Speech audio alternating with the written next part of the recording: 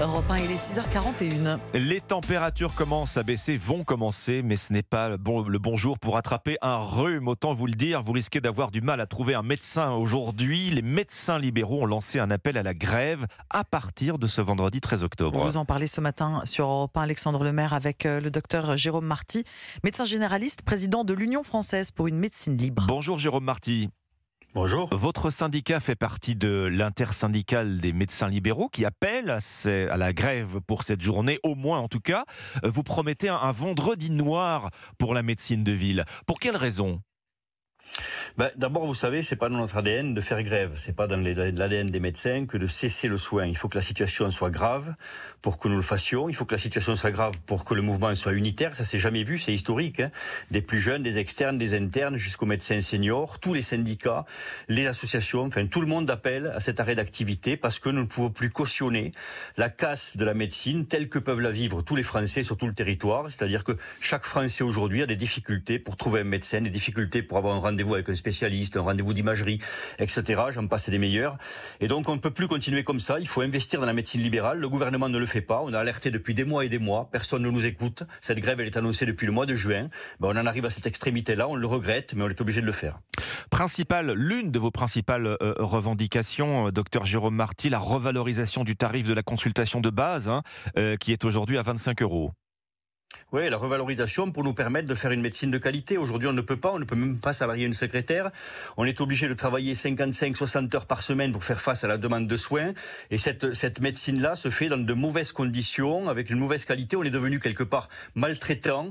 Et ça, on peut plus l'accepter. La médecine libérale, c'est la médecine qui voit 95% des patients. L'hôpital, c'est 5%. Donc, faut quand même garder ça à l'esprit. C'est la chance de la France que d'avoir deux systèmes, un système hospitalier public, un système privé, et les deux systèmes aujourd'hui vont mal à force de politiques sanitaires qui n'ont eu de cesse que de voir la santé par l'angle de l'économie. Voilà où on en arrive aujourd'hui, à nous de reprendre les rênes. Cette hausse de la revalorisation, pas pour vous enrichir, dites-vous, c'est pour investir dans les cabinets, pour investir dans de meilleures conditions de travail et d'accueil des patients.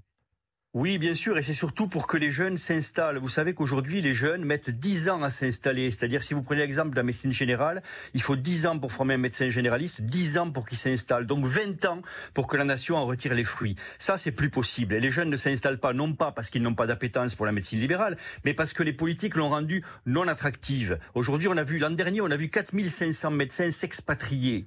On a des jeunes qui abandonnent les études en cours d'études, ce que l'ordre a appelé l'abandonnisme. En 7e, 8e année, ils arrêtent. Donc on ne peut pas continuer comme ça. Le métier n'est plus attractif.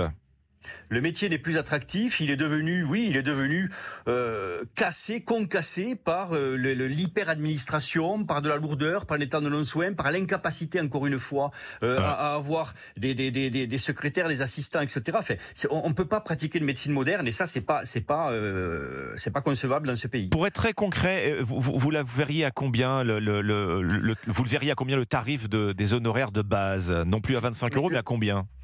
Le problème n'est même pas là. Le problème, c'est que vous en avez parlé. Non, mais le gouvernement nous a alloué 1,50 €. Une espèce de maigre piécette. Et c'est 1,50 € sur 5 ans, ça veut dire 30 centimes par an. Oui. Là, il nous dit qu'il ne va pas suivre l'inflation. Il nous promet un objectif national de dépenses d'assurance maladie, qui est l'enveloppe dans laquelle il y a toutes les dépenses de santé, qui est inférieure à l'inflation. Donc c'est pas possible. Nous, ce qu'on leur demande, c'est un engagement du ministre à investir dans la médecine libérale. Ensuite, une fois qu'il aura écrit cette lettre de cadrage, chaque syndicat portera ses revendications et essaiera de les appliquer. Mais oui, le tarif, il est entre 30 € et 50 € aujourd'hui. Entre 30 et 50 €. Donc au moins 30 € en tout cas. C'est ce que demande le syndicat MG France. Vous êtes plutôt autour de 50 €, effectivement.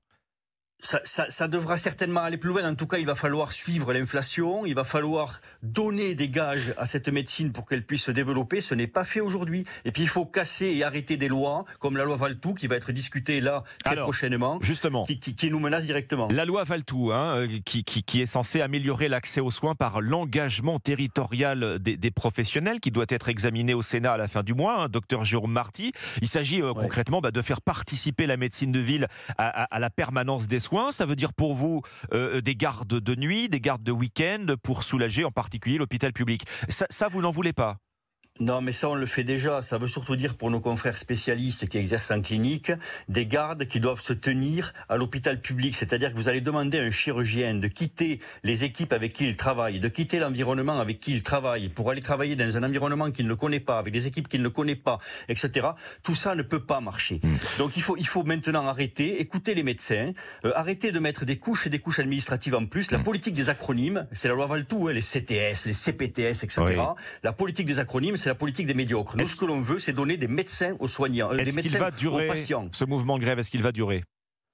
C'est la balle est dans le camp du gouvernement. Ce mouvement de grève, il est annoncé depuis le mois de juin. Ils le savent. Ils n'ont rien fait pour l'instant pour nous empêcher de le faire. Maintenant, on y est. Alors oui, on va le faire. Il va être reconductible. Oui. Encore une fois, il faut que la crise soit grave pour que les médecins fassent une grève reconductible. On consulte comment en cas d'urgence à partir d'aujourd'hui, docteur Marty?